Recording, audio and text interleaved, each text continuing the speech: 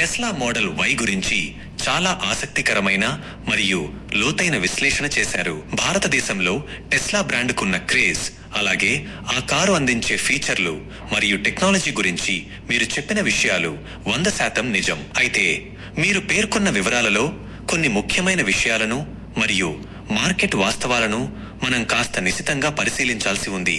1.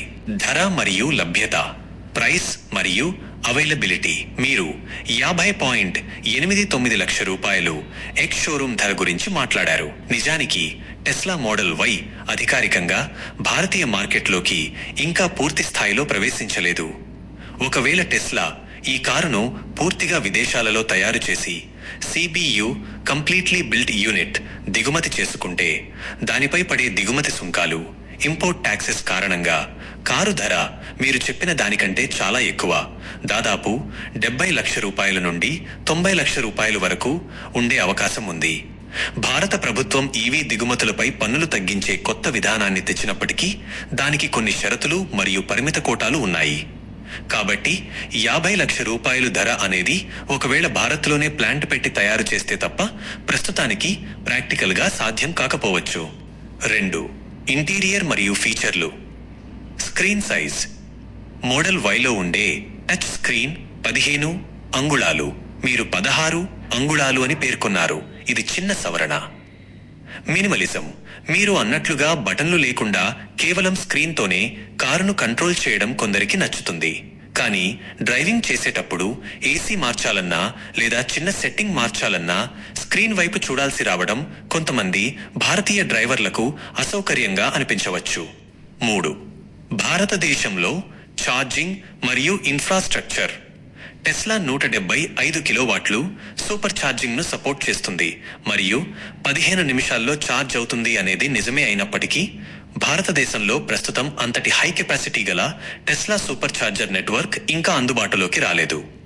ప్రస్తుతం దేశంలో ఉన్న థర్డ్ పార్టీ డీసీ ఫాస్ట్ ఛార్జర్లు 50 కిలోవాట్లు లేదా 60 కిలోవాట్లు ఈ స్థాయి వేగాన్ని అందించలేవు.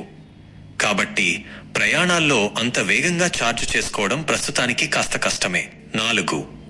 ఫుల్ సెల్ఫ్ డ్రైవింగ్, ఎఫ్ఎస్డి మరియు ఇండియన్ రోడ్లు. మీరు చెప్పినట్లు 6 లక్షల రూపాయలు అదనపు ధరతో ఎఫ్ఎస్డి ఆప్షన్ ఉన్నప్పటికీ, భారతీయ రోడ్లపై ఉన్న ట్రాఫిక్, గుంతలు మరియు లేన్ డిసిప్లిన్ లేకపోవడం వల్ల ఆటో పైలట్ లేదా సెల్ఫ్ డ్రైవింగ్ ఫీచర్లు ఇక్కడ ఎంతవరకు విజయవంతం అవుతాయనేది ఒక పెద్ద ప్రశ్న గుర్తు. కేవలం ఆటో పార్కింగ్ కోసం అంత మొత్తం పెట్టడం ఆలోచించాల్సిన విషయమే.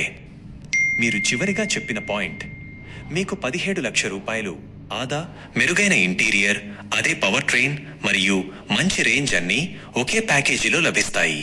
ఇక్కడ మీరు ఏ కారుతో పోల్చి 17 లక్షల రూపాయలు ఆదా అని చెప్తున్నారో స్పష్టత లేదు. బహుశా BMW iX1 లేదా మెర్సిడీస్ EQB కావచ్చు.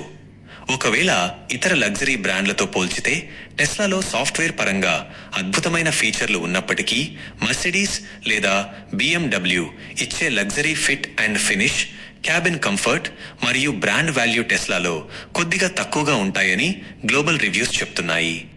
ముగింపు.